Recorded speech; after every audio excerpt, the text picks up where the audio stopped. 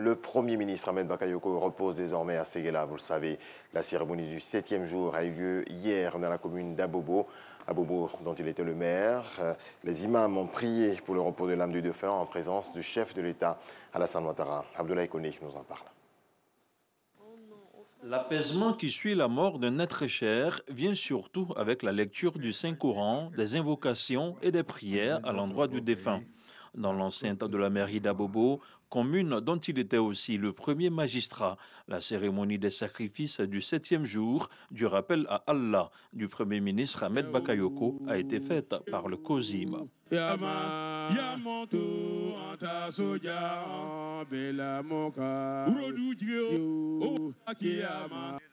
Suivra ensuite la série de témoignages et de dons à la famille du défunt Premier ministre, des dons du Sénat, de l'IVIC-OSI, du ministère des Sports, des grands commandements des forces de défense et de sécurité, de la délégation de la primature, du RHDP, du district des Savanes, entre autres.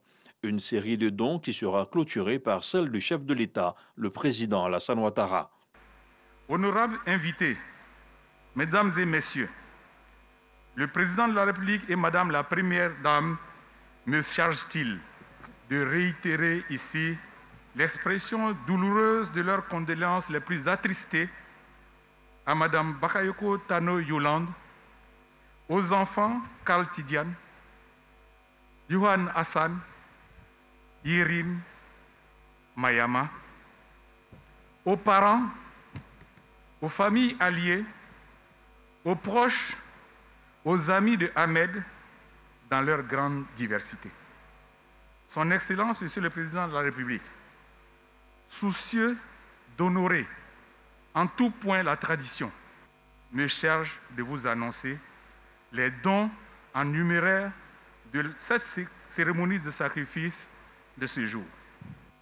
Ces dons sont exactement en numéraire de 31 500 000 francs.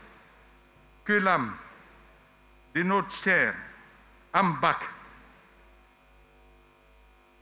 repose en paix. Amen. Touché par cet élan de solidarité, à l'endroit de la famille du défunt et de la grande famille Bakayoko, des remerciements ont été adressés au chef de l'État pour son implication personnelle aux obsèques de son fils, Ahmed Bakayoko.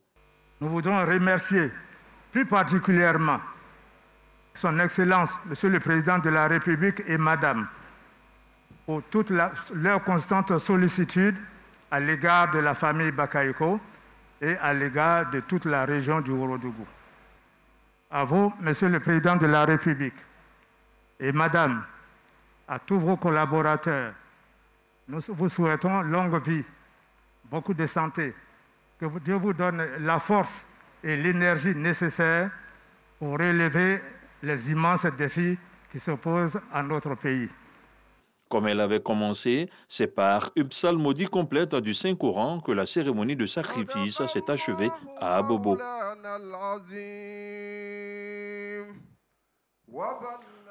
On vient de le voir, cette cérémonie a été marquée par des chants et louanges pour accompagner le défunt et le combler de bénédictions. La tradition du Issas a donc été respectée, c'est ce que nous apprend Abdoulaye Koné.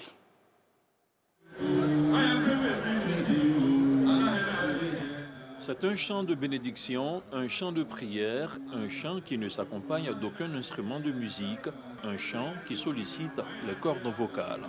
C'est des supplications auprès du Seigneur afin qu'il prenne pitié de l'illustre disparu. En pays mandé, le Kissas ou encore le Baïtoul est une occasion unique de faire la louange du prophète Mohammed et de ses compagnons. Le Kissas reprend aussi des versets coraniques afin de permettre aux défunts de reposer en paix. Cela a un impact positif sur le défunt, parce que tout défunt qui se retrouve dans sa dernière demeure, une fois que vous commencez par les éloges et les bénédictions, les supplications, Allah inflige l'âme, n'est-ce pas, au défunt, afin qu'il entende ce qu'il a dit derrière lui. Et de par ses bienfaits aussi, il y a une miséricorde qui lui est venue dans la tombe. Le Kissas ou le Baïtoul est une pratique à laquelle le fidèle musulman a dû assister au moins une fois dans sa vie. Il intervient aussi bien lors de cérémonies funéraires ou de la célébration d'un événement heureux pour nourrir le défunt ou le nouveau-né de bénédiction. L'actualité revient à 7 h. Merci à toutes et à tous de nous avoir suivis.